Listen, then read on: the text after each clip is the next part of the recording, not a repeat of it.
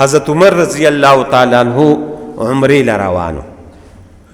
وسرې نور ملګري وو د مدینې منورې نه مکې مکرمې ته ته چې مکې مکرمې ته روانو ځان سره د لارې توخه راواغشته خو دا خو اوس الحمدلله ټکنالوجي او دغه زیاتیږي نو وخت سره هغه سفر اسانیږي پخوا چې به دا سفر کېده او د رسول الله مبارک په وخت کې به کېده نو 4 ورځې او 15 ورځې به د مکې مکرمې نه مدینې منورې ته تګو د مدینې منورې نه کو مکې مکرمې ته راځي 15 ورځې اوس په 15 غنټې کې به د ګاډۍ رسئ او اوس خو څه ده پکې ټرین راغی ټرین نو ټرین به د زما په خیال یا 1.5 غنټه کې یا په غنټه کې به د مکې مکرمې نه مدینې منورې ته رسولي او چې د دې نه ویخلق ما لا تعلمون سجان دغه تیمور جانه چې الله به نور څه کوي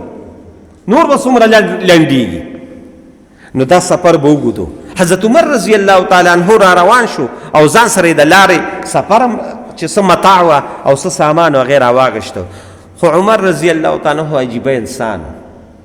هر څه قربان په الله چې داسې مکې مکرمې ته یو 100 کیلومتره پاتې شو نو چې څه متاع او سامان هغه ختم شو د خوراک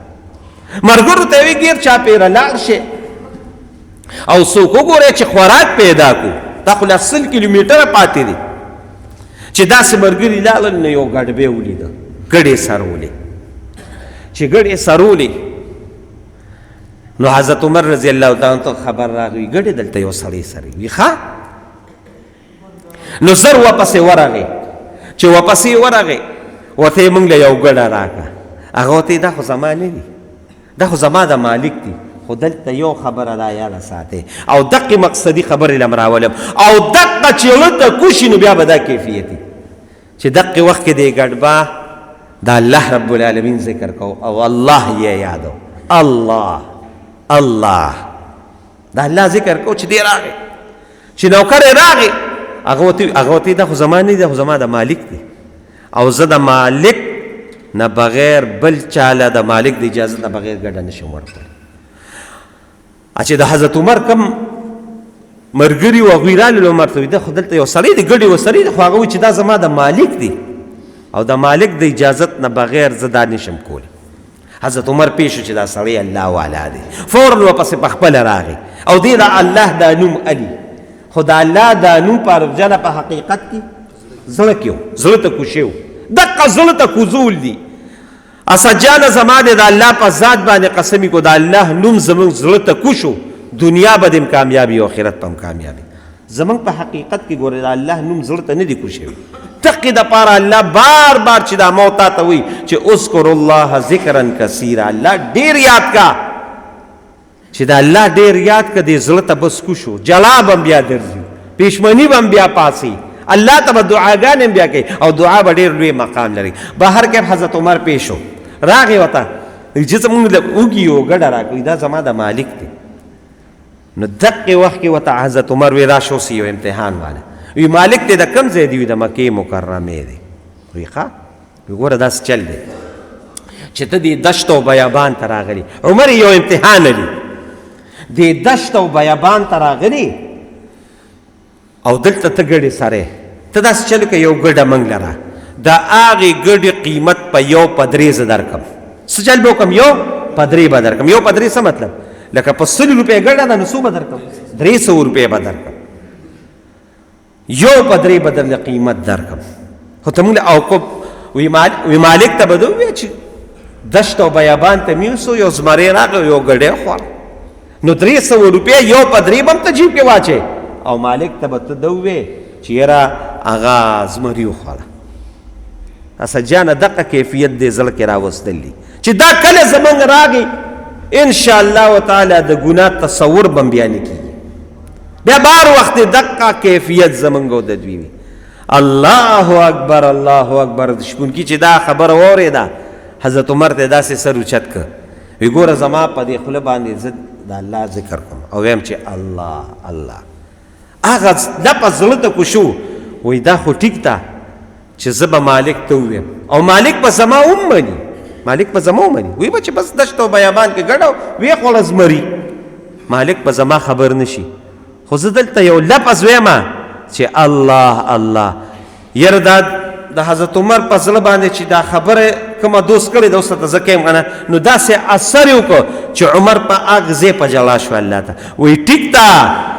چې زما مالک به خبر نشي خو زما د مالک یو مالک دی او د هغه نوم زه هر وخت په دې خولې باندې علم فعین الله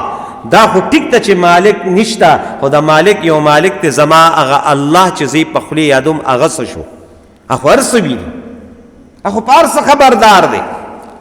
یاره دا فعین الله چې کله دی ګډبه ووي دی غلام ووي د حضرت عمر په زړه باندې د الله دی لفظ دومره اثر وکړو چې بې اختیاره د سترګو نوښکې لاړې او نیغ یې هغه ونیوه او ځان سره یې مکې مکرمې ته بوته وی راځه ورغې ګډبه ته او د ګډبه چې کم مالک و وی دا غلام به مال راکې وی د دې غلام خو دومره قیمت دی د هغې په درې چندې وله قیمت ورکړه او بیا حضرت عمر څه چل وکړه د خپل دولت نه دولت راواغشته چې د هغه کوم دی او هغه ټولې ګړې یې واغشتې او هغې غلام لی ورکړئ وی زه ته مې هم د الله په لار کې آزاد کړې او دا ګډې به یې مرله درکړئ ستا دې زړه ته الله کوز شوی دی دقه الله چې کله زمونږ زړه ته لوڼو کوچو یاد ساتئ بیا به زمونږ دا وخت ستاسو کیفیت دا د الله دا لفظ زړه ته کوزول دي دا به داسې نه کوزېږي وروڼو دا به موږ هر وخت د الله رب العالمین دا ذکر په خولې باندې راولو زمونږ ګورې لوی بدقسمتي دا ده چې زمونږ ذکر ډېر کمزوری دی ذکر زمونږ نشته د الله په ذات یقین وکړه د هغې د وجې نن موږ په ګناه باندې څه یو موږ په ګناه باندې زړور یو دا الله نوم زړه ته کوزول دي او ته به یاره زه خو ذکر کوم نه دا کوه پرېږدی به نه پرېږدی به د الله رب العالمین نوم نه یو ځل به زما د الله په ذات قسمي قسم مې وخوړه او بیا راته د الله په ذات قسم خورم بیا مې د قسمي او په درېیم ځل ته بیا د الله دا صرف ستاسو د زړه کې دا خبره کینو د دې دپاره چې زما هم د زړه کې دا خبره کیني او ستاسو هم د زړه کې چې د الله دا ذکر کو یو ځل به د الله دا نوم زموږ د زړه ته کوزېږي دا یاد ساتئ خو پرېږدی به یې نه پرېږدی به یې نه ګورئ او نه به یې کمې قرآن شریف په دې 15مه سپاره اخیرو کې الله د بعضې منافقینو بیان کړی دی نو یو یې پکې دا ویلي دي بعضې منافقینو هغه غلط خصلتونه بیان کړي یو یې پکې دا وي ولا یذکرون الله الا قلیلا منافق سړی به څه وي د هغه به دا یو کیفیت چې دی به د الله ذکر کم کوي